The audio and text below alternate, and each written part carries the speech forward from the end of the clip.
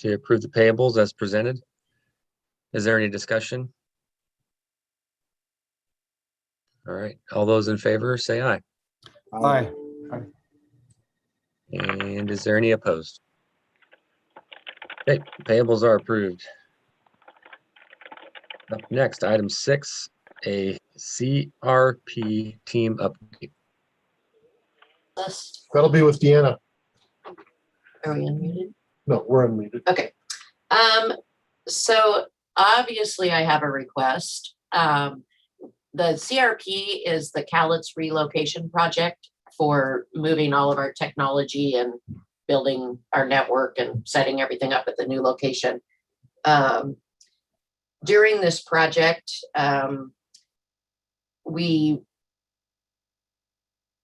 had to relocate the backup site. So we're kind of putting that together behind the records department, which used to be the old 911 center.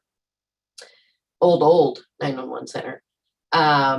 There are some requests from our project team to address the HVAC issue in that area behind the records department. So there's 2 server rooms.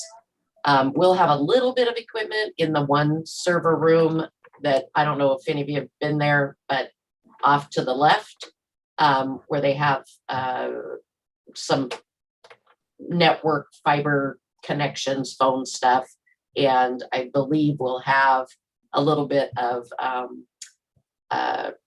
some type of radio equipment in that room as well. And then there's a double secured server room directly to as you walk in the room. And then there's the area where the backup consoles will go for the backup center. Currently, due to this just being an old building and the HVAC is not super stable, we need to be able to cool that area down. And so I have reached out to facilities and requested that they make contact with the county commissioners to see if we can make 2 improvements back there. One would be doing mini splits in those 3 little areas so we could control the temperature separately, and to put in a 30 amp receptacle, I think that's how you say it, to power the systems at the same time as we're staging, because it'll take a little more power than what we think we have there. So what I'm asking from the board is approval to move forward with that project. So it's got to be approved by the commissioners because it's their building and it's a capital improvement. But I think that we should be responsible for the cost of those improvements. I don't have an estimate yet. Facilities said, it's probably going to be around under 50,000. That's about as good as we can do at this point.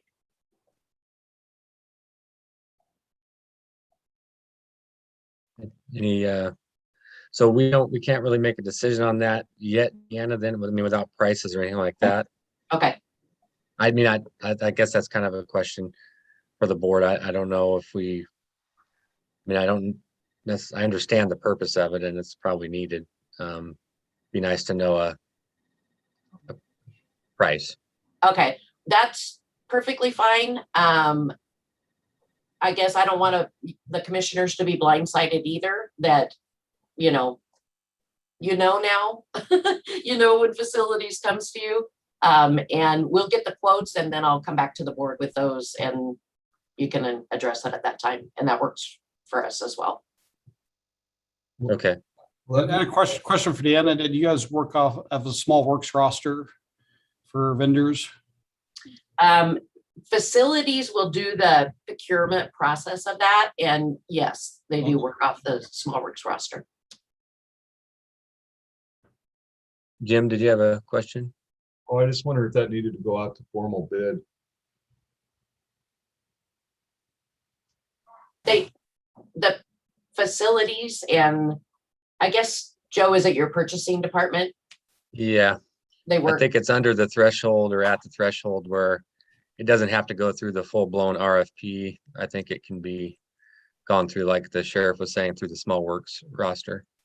and they request quotes through that small works roster. I think So, they have to get 3 quotes. yeah. Okay.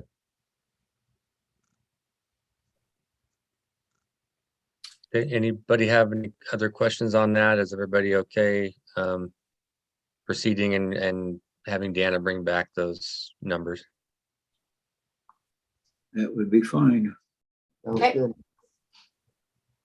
Other updates on the CRP project, procurement quotes on equipment, software and hardware purchases are continuing. We are working with county IT with the first phase of the migration from the county email domain to our new email domain. We did a upgrade in our service agreement with Comcast to provide us with 5 static IP addresses, which will enable us to set up that staging in the back room and start programming servers and so forth. I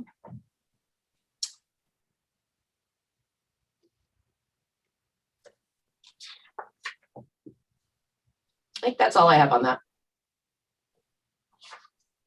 Any questions?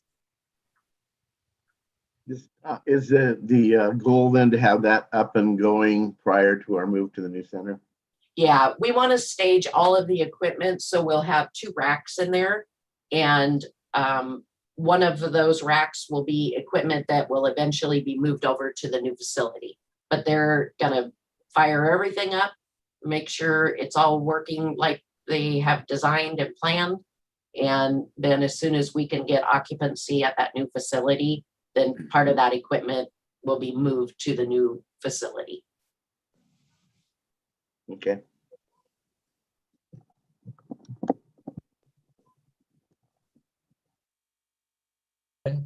Thank you, Deanna. Yep. How about up next to Spillman update? Oh, yeah, that's me. Is it back to Deanna again? That's me.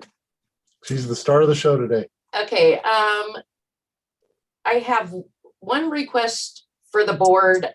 We put together a policy committee in our Spillman group. So there are, when certain types of things, maybe spending money that wasn't initially in the scope, come up, or decisions have to be made about things, we give it to this policy committee. They throw it around, have a discussion, make a recommendation.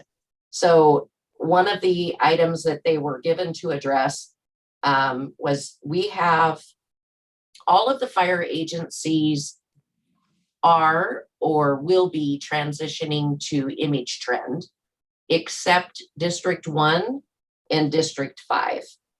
And when we did the CAD procurement, there is an interface that has to be built to different applications, we'll say. Image Trend, the way it's set up, doesn't require any changes on the Image Trend side of the application. And part of that project included any costs on the Spillman side to make that connection. And with the ERS, the cost on the Spillman side, that was covered, but there's also a cost on the ERS side to make that connection to that interface. And I believe that the amount is a one-time $500 fee per connection on the ERS side. So ERS is charging that. And the recommendation from the policy committee is that we include that approximately $1,000 in this project, in the Spillman project. Okay, so you're saying there's 2 connections. Yeah, 500 District, bucks a pop. yeah, District 1 and District 5. Gotcha. Okay. Anybody have any questions or comments on that? Yeah, I guess I got a question, Joe. I'm, if it's one bridge, why would there be two costs? It's like the current bridge that's in place. It's one bridge that 6, 3, 5, and 1 utilize. So it was a one cost that 4 agencies bridge.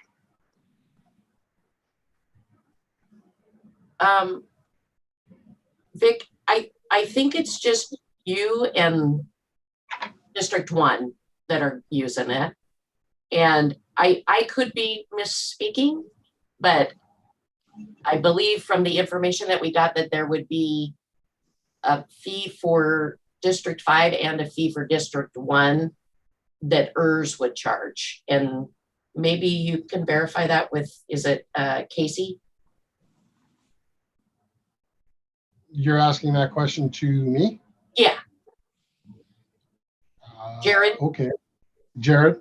yeah, Yeah, well, I'm just posing the question because when the bridge was built to our current system, it The was a Intergraph. one-time to Intergraph. It was a one-time cost, one fee for everybody that was going on ERS or that was on ERS. So that's why I guess I question having two fees. It's still only a single bridge that's being built. Okay, we can follow up on that. I don't know. I'm getting the information from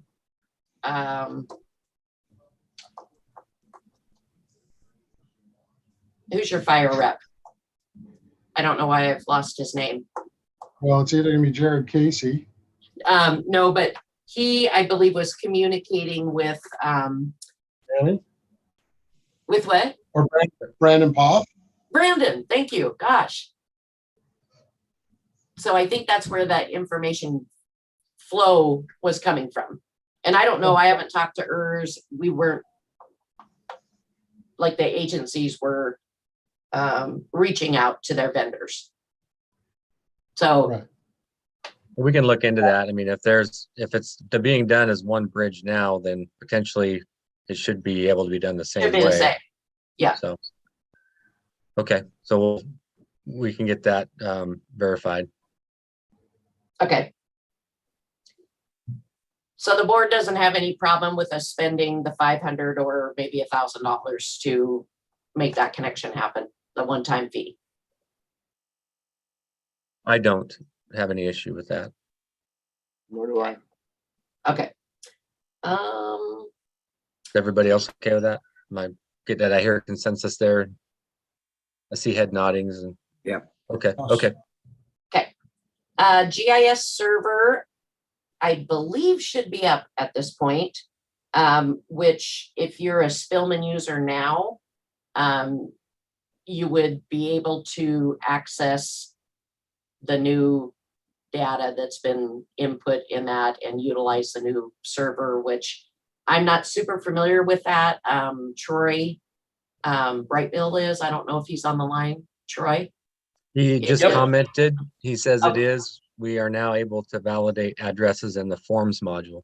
Okay, so if you're a law enforcement agency, reach out to Troy if you're not utilizing this yet, but that should be up and going.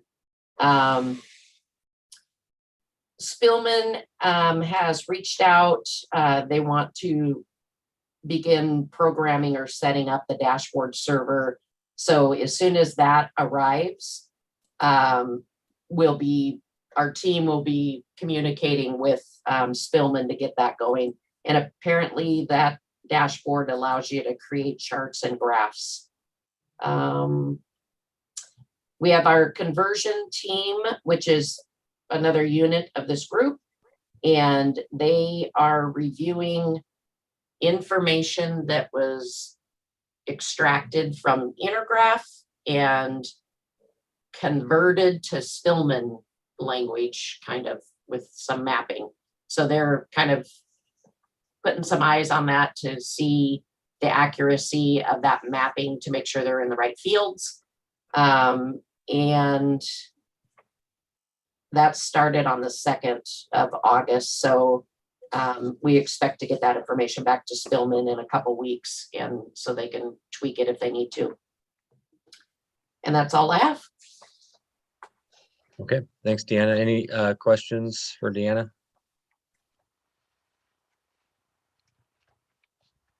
All right, we'll move right along. Do we have any TAC? Well, first off, just general board comments. And then how about are there any TAC updates from law or fire? Law Tech, we're in between. We'll meet again in mid-September. September, gotcha. Okay, thanks, Troy. Same for fire, September. Is that right? Seems like that's what they said. Yeah, okay. Just checking if there was anything else. We'll jump now to the director's report. Dave, Hey, looking at the, first of all, the staff update, our staffing remains constant this week with 16 dispatchers and 1 trainee on the floor. We have 6 trainees that are in the classroom. 1 dispatcher is off with long-term illness. We're very thankful that she's also been released from the hospital after battling COVID for a couple of weeks.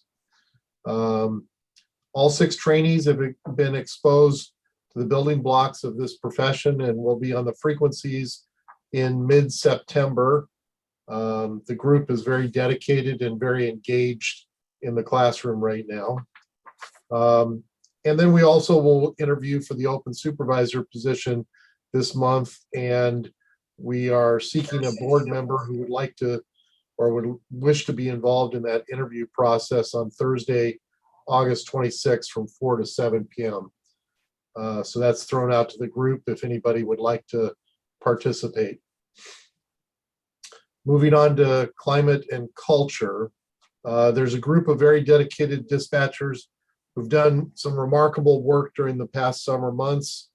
They continue to work through staffing and supervisor shortage while being mandated to work overtime. As discussed before, working at capacity for a continued period of time wears on a dispatcher. So the wellness of the dispatchers is our priority right now. The chaplains have come back in and have regularly come into the comm center and provided support to the overworked group.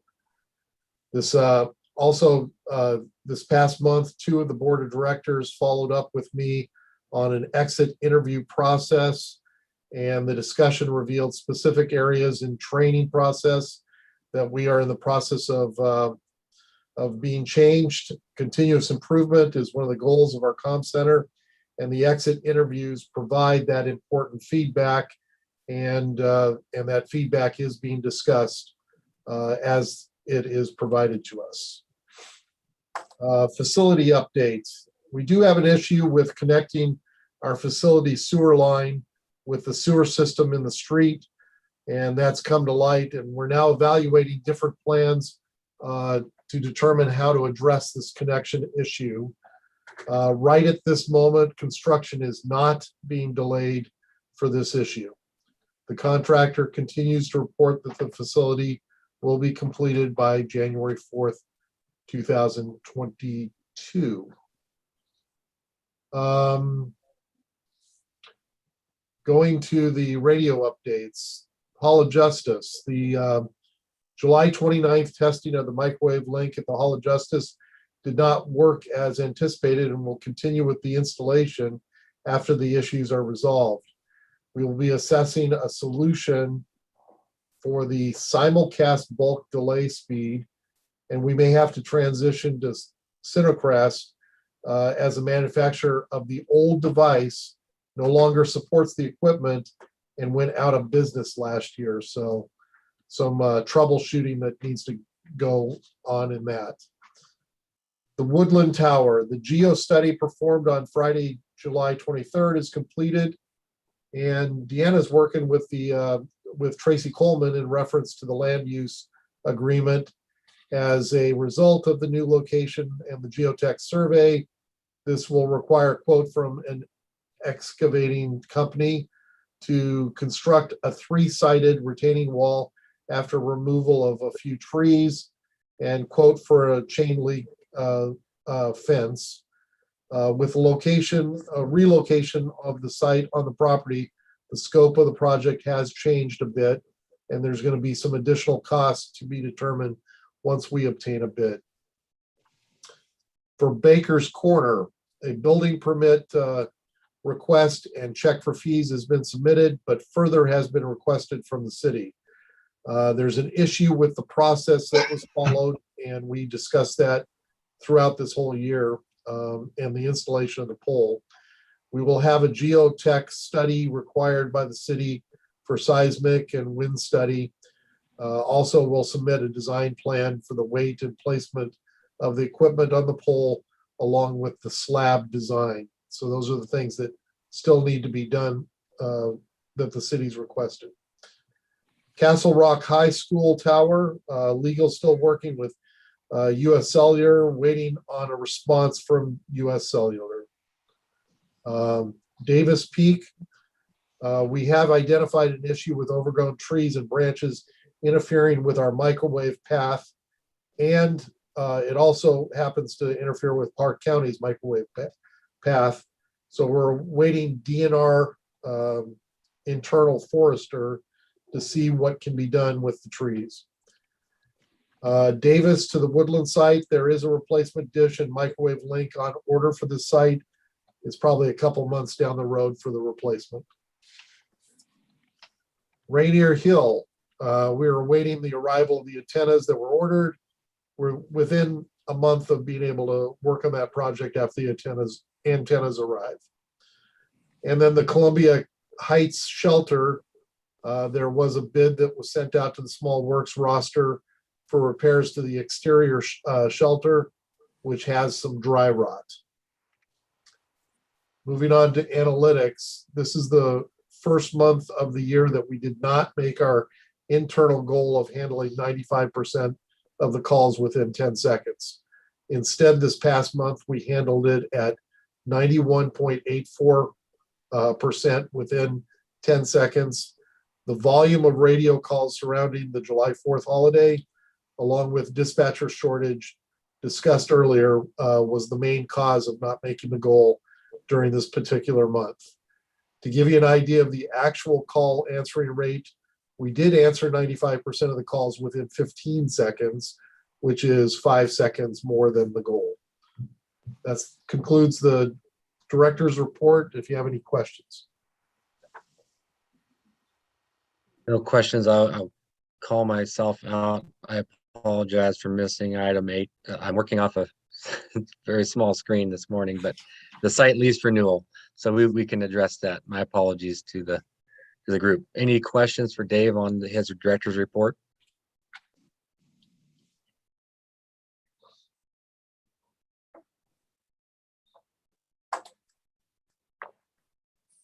All right, not seeing or hearing any. Thank you, Dave. I guess, do we want to jump back to that site lease renewal? Deanna's got the update for the tower site.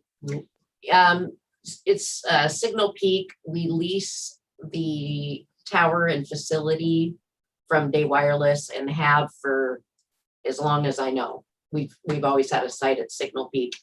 The previous lease agreement had like an automatic renewal unless, it had like a 5-year term and you could do 4 additional terms, or I'm not 100% sure what the language is off the top of my head. And this renewal is because that expired or will expire, I think, October 2021. Yeah. And so we need to do a new lease for that Signal Peak site. Really the big change that I see is their escalator. Instead of it going off of the CPI, they increased it to 4% a year annually. So that's just a flat 4%, no matter what CPI does. Correct. Okay, and is that 22,000? Is that Is that a 4% over the previous contract then, or? I just had Rachel look that up and I think Rachel, you can jump in here. I think it was at 19,000 something. So Okay. that sounds about right. Okay. So, But so I read through that whole thing a couple times yesterday, and the first thing that came up is what Deanna just highlighted was the 4%. If you utilize the state's site documents, it's a 3% cap, number one. So 4% seemed a little steep. Then the second thing was the ancillary fees.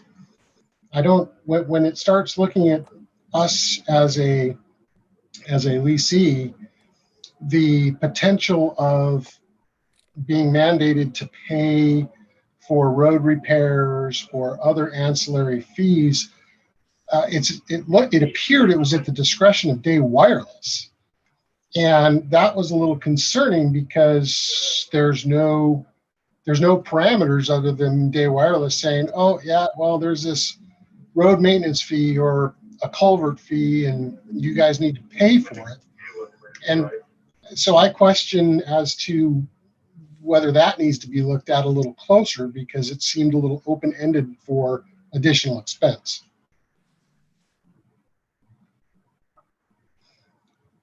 And if we also add, if we take sorry, Alan, if we take the state fee schedule and we take a look at rack space, antennas,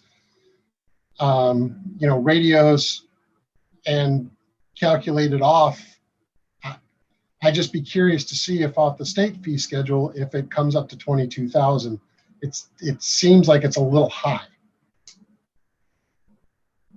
And Vic, when you're referring to the state fee schedule, are you referring to the DNR rates? Yes. Yeah, and DNR is always a lot lower than, a private entity. If I could just jump in, this is Dar. So I think in 15 years, this lease doubles. It is 15 or 16 year at 4%. I think if you do the amortization, it doubles. I think this is a very favorable contract for them. I'm not sure. Is this pretty standard with all our other sites? Is this? I think more standard is the CPI. And if it was at 19,000 and something, this is more like a 20% increase from last year. I don't know. I wouldn't agree to this. Not the escalator. Okay. Well, and Dar, I'll throw it out there. I mean, we have multiple agreements with leasees on our tower sites, on top of the fact that we do lease space on other towers. And this one seems a bit expensive to me, but Right. that's just my opinion. So if you want to make a recommendation to me, I can go back and just try to renegotiate those areas. Deanna, If I might, does this current contract include the Signal Peak DNR fee, or is it just the site rent? It's just the Day Wireless portion, not the DNR portion. Okay. Can we elaborate on the DNR portion? On the insurance side of it as well, it looks like we're responsible for everything and they're not responsible for anything. That, Alan, that language was actually put together by WCIA because they're not an insurance company. They are a They're an insurance pool, I know. yeah. And so the insurance language was something that Lisa, our rep from WCIA, wanted in there because they had some other kind of language.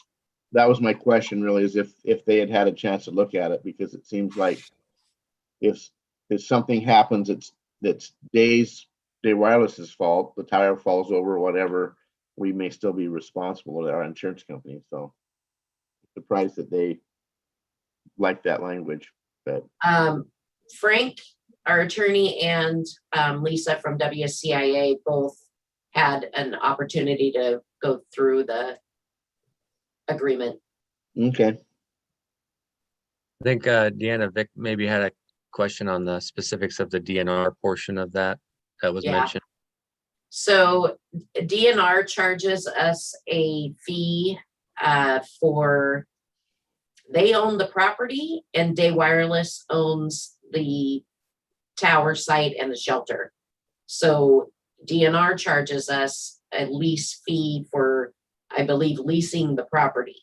And Rachel can give you those numbers. I think it's about between the Public Works and us, maybe around 8,000 in total. Is that right, Rachel? The DNR fee with the Public Works portion was just under $3,000 together. Okay. So I was curious, and that language that Vic mentioned regarding road maintenance and that sort of thing, is that only road maintenance then specific to within the parameters of the tower site, or because wouldn't it be, I mean, it's a long way up there, so I mean, we're not talking about maintenance of the DNR roads, right? Well, and so for example, our Marble site is on state property, DNR property.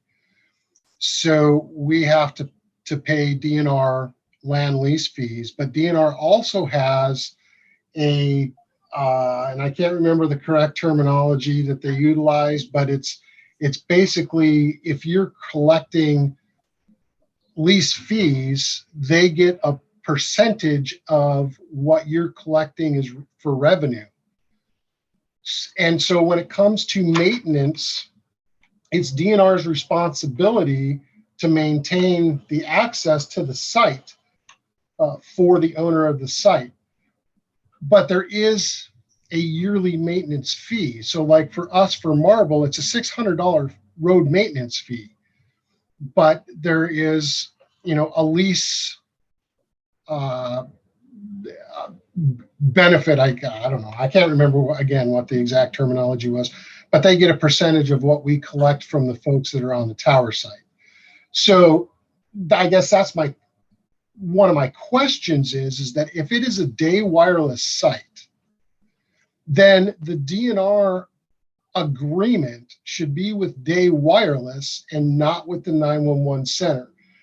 Day Wireless is the owner and is the one that is responsible to pay any fees that are subject to DNR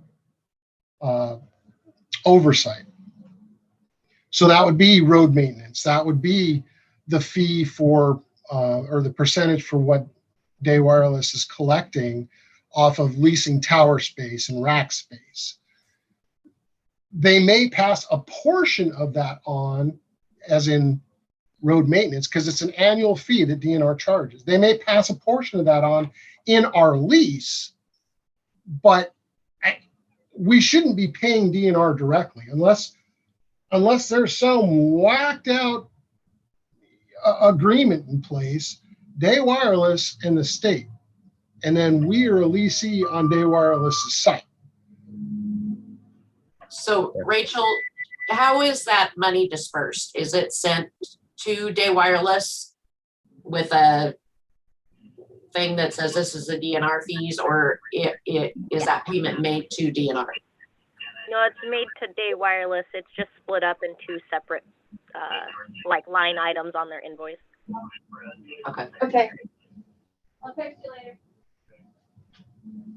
Yeah. So at this point, I mean, I'm looking to the group. I heard Vic and may have been Dar. I can't remember, but it sounds like we want Deanna to go back and negotiate on that lease fee. Is that right? Try to get that down. That would be my vote. Possible. I guess at the end of the day, we probably don't have many options as to that site, unfortunately. So it's not like there's a lot of competition probably out there. So just for clarification, you would like me to try to renegotiate that base fee and the escalator and change the escalator to something like the CPI or 3%? I think the base fee, I don't know enough about the base fee. If this was a reset because the market outgrew what we were paying, then I get that, but I guess we would need to know that. But a 20% increase from one year to the other without any justification to me is unreasonable. I don't think it's unreasonable to ask for sort of industry standard, and that has been tied to CPI in the past. I think we asked for that. I don't think that's unreasonable. Okay. Yeah, I think we should get a breakdown of what these quote unquote DNR charges are. The second thing being is we do have an industry standard guide, which is the state DNR site guide that we can utilize to calculate out. And if it's say $6,000 less, hypothetical number, then we have a range to negotiate with, but we also have a recognized document to pass the straight face test on in negotiating a potentially different fee. All right. Consider it done. Just a point of interest, I was just informed yesterday that Seattle put out their CPI and it's nearly 7%. Highest I've ever heard. 6.7 to be precise. 6.7. Wow. Yeah, and I get that too, and I saw that. I still think if they're basing a market readjust from the 19,000 and something to 22, that's still greater than that CPI. You know, you live and die by the sword, right? I mean, it's good some years and bad some years, but I think that's a more, it's a fairer model. Okay, so we'll see what Deanna can work her magic. I'll get into cart sale mode. Okay. Anybody else have any thoughts before we transition from this one?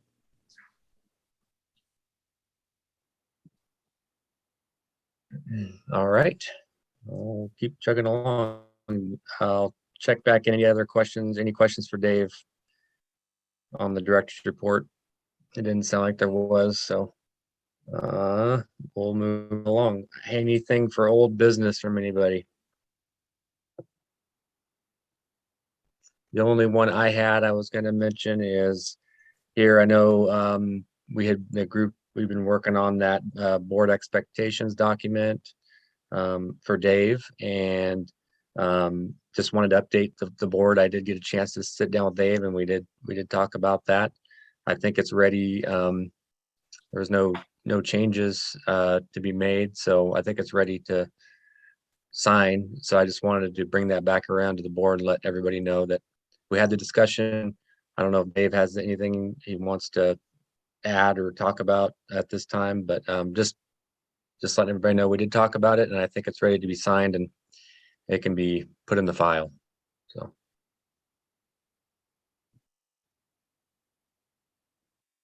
Okay. Then we'll get some signature blocks on that document and file it away. And I think I don't know, I guess making sure nobody had any additional comments or thoughts on that before we finalized it. Okay, that's all I had. Was there a need for executive session today, Dave? Not that I know of. Okay. Anybody else have any need for executive session? All right. Great. Then that gets us down to item 13, which is adjournment. Anything else? I'll just check in for the good of the order before we sign off. Move to adjourn. All right. Second. Is everybody in favor of adjourning? Have a good day.